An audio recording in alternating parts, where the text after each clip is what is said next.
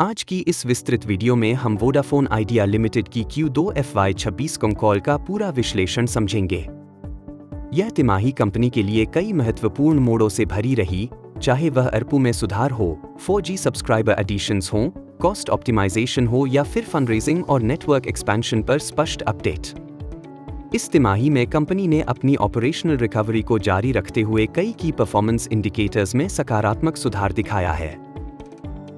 तिमाही की शुरुआत करते हुए प्रबंधन ने बताया कि Q2 FY26 में कंपनी का टोटल रेवेन्यू लगभग 10,600 करोड़ रुपए रहा, जो सिक्वेंशियल बेसिस पर लगभग 1.5% की वृद्धि दर्शाता है। यह वृद्धि पूरी तरह से ARPU एक्सपेंशन और 4G सब्सक्राइबर बेस की मजबूत वृद्धि से आई है। EBITDA लगभग 4,100 करोड़ रुपए रहा और EBITDA मार्जिन 39% से अधिक रहा, जो टेलीकॉम इंडस्ट्री के हिसाब से एक हेल्दी लेवल है। हालांकि कंपनी को अभी भी नेट लॉस का सामना करना पड़ रहा है, लेकिन मैनेजमेंट ने कहा कि अंडरलाइंग ऑपरेटिंग परफॉर्मेंस स्टेडी है और आने वाले क्वार्टर्स में इंप्रूवमेंट की उम्मीद है। अब बात करते हैं ARPU यानी एवरेज रेवेन्यू पर यूजर की, जो टेलीकॉम सेक्टर में परफॉर्मेंस का सबसे महत्वपूर्ण इंडिकेटर माना जाता है।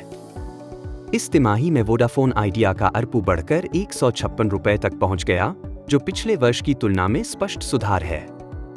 ARPU बढ़ने का मुख्य कारण हाई वैल्यू कस्टमर्स का रिटेंशन, 4G अपग्रेडेशन, प्रीपेड से पोस्ट पेड माइग्रेशन और सेगमेंटेड टैरिफ ऑप्टिमाइजेशन है।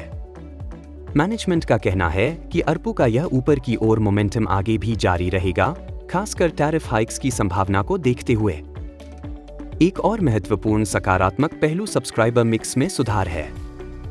इस क्वार्टर में वोडाफोन आइडिया ने लगभग 25 लाख नए 4G सब्सक्राइबर्स जोड़े, जिससे इसकी टोटल 4G बेस 14.2 करोड़ तक पहुंच गई।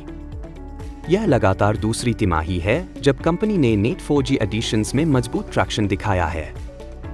प्रबंधन ने जोर देकर कहा कि 4G subscriber improvements directly revenue और ARPU ग्रोथ में कन्वर्ट होते हैं, क्योंकि 4G यूजर्स की डेटा कंजम्पशन काफी ज्यादा होती है। कंपनी अपने नेटवर्क मॉडर्नाइजेशन और 4G कवरेज एनहांसमेंट पर लगातार निवेश कर रही है। इस तिमाही में 6 ने कई नए क्लस्टर्स में 4G कैपेसिटी एक्सपेंशन किया और मल्टीपल सर्कल्स में इंडोर कवरेज बेहतर की। मैनेजमेंट ने कहा कि जैसे जैसे फंडिंग क्लैरिटी आएगी, कंपनी अपने नेटवर्क रोल आउट को और तेज करेगी ताकि 5G के लिए भी मजबूत फाउंडेशन तैयार हो सके। हालांकि 5G का कमर्शियल रोल आउट अभी वोडाफोन आइडिया के लिए इमीडिएट प्रायोरिटी नहीं है, लेकिन बैकएंड रेडीनेस पर काम किया जा रहा है। इस तिमाही का एक बड़ा हाईलाइट कॉस्ट ऑप्टिमाइजेशन रहा। कंपनी ने network operating cost, marketing expense और मैनपावर रैशनलाइजेशन के माध्यम से अपने क्वार्टरली OPEX को लगभग 300 करोड़ रुपए तक कम किया है। यह cost saving directly EBITDA margins को सपोर्ट करता है, जो आने वाले क्वार्टर्स में और सकारात्मक प्रभाव डाल सकता है। अब बात करते हैं फंड रेजिंग और कैपिटल इन्फ्यूजन की, जो वोडाफोन आइडिया की सबसे क्रिटिकल रिक्वायरमेंट रही है। कॉल में मैनेजमेंट ने स्पष्ट कहा कि इक्विटी इन्फ्यूजन के लिए सभी रेगुलेटरी अप्रूवल्स प्राप्त हो चुके हैं और कंपनी स्ट्रैटेजिक इन्वेस्टर्स से एडवांस स्टेज डिस्कशंस कर रही है। जैसा कि मैनेजमेंट ने बताया, अगले कुछ महीनों में फंडरेजिंग का एक्चुअल इनफ्लो देखने को मिल सकता है। फंडिंग आते ही कंपनी अपने नेटवर्क एक्सपेंशन को स्केल करेगी, खासकर 4G कैपेसिटी और कुछ प्रायोरिटी सर्कल्स में हाई लोड साइट्स के एनहांसमेंट पर जोर दिया जाएगा। कंपनी के डेट प्रोफाइल पर आते हैं। वोडाफोन आइडिया का टोटल डेट 2 लाख करोड़ रुपए से अधिक है, जिसमें अगर लायबिलिटीज, ड्यूज और बैंक लोन्स शामिल हैं। हालांकि कंपनी की near term repayment obligations manageable हैं, लेकिन बड़े मौजूदा ड्यूज को एड्रेस करने के लिए फंड इन्फ्यूजन और टैरिफ हाइक्स दोनों क्रिटिकल रहेंगे। मैनेजमेंट ने कहा कि इंडिया में टेलीकॉम सेक्टर की टैरिफ स्ट्रक्चर अभी भी अनसस्टेनेबल है और सरकार तथा रेगुलेटर्स भी इस बात को समझते हैं। इसलिए टैरिफ हाइक जल्द आने की संभावना है। कॉल में एनालिस्ट्स ने पूछा कि टैरिफ हाइक का टाइमिंग क्या होगा। मैनेजमेंट ने साफ कहा कि यह पूरा इंडस्ट्री लेड डिसीजन होगा और तीनों प्लेयर्स के एक साथ मूव करने पर ही इसे लागू किया जाएगा। लेकिन कंज्यूमर ARPU लेवल्स को देखते हुए कंपनी को उम्मीद है कि अगले 6-12 महीनों में एक मीनिंगफुल टैरिफ रैशनलाइजेशन होगा। डेटा कंजम्पशन ट्रेंड्स भी सकारात्मक रहे। प्रति यूजर औसत डेटा खपत 15 GB प्रति माह के करीब रही और रूरल सर्कल्स में भी हाई डेटा यूसेज दिखा। वोडाफोन आइडिया ने कैपेसिटी अपग्रेड्स और स्पेक्ट्रम रिफार्मिंग के जरिए अपने स्पेक्ट्रम यूटिलाइजेशन को एफिशिएंट बनाया है। यह network efficiency directly EBITDA margins को इंप्रूव करती है क्योंकि इंक्रीमेंटल नेटवर्क लोड पर वेरिएबल कॉस्ट्स बहुत कम होती है।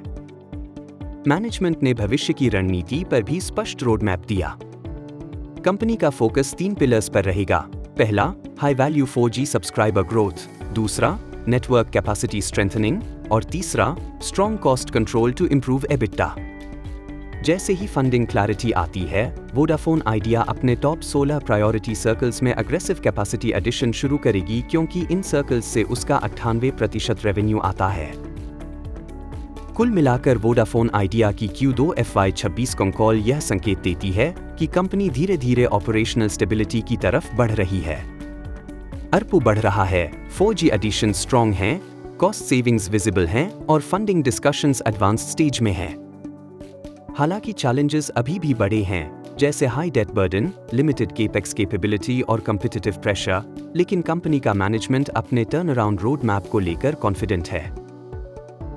आखिर में एक महत्वपूर्ण डिस्क्लेमर, यह वीडियो केवल शैक्षणिक उद्देश्य से बनाया गया है। यह किसी भी प्रकार की इन्वेस्टमेंट एडवाइस नहीं है। किसी भी निवेश का निर्णय लेने से पहले कृपया SEBI रजिस्टर्ड इन्वेस्टमेंट एडवाइजर से सलाह अवश्य लें।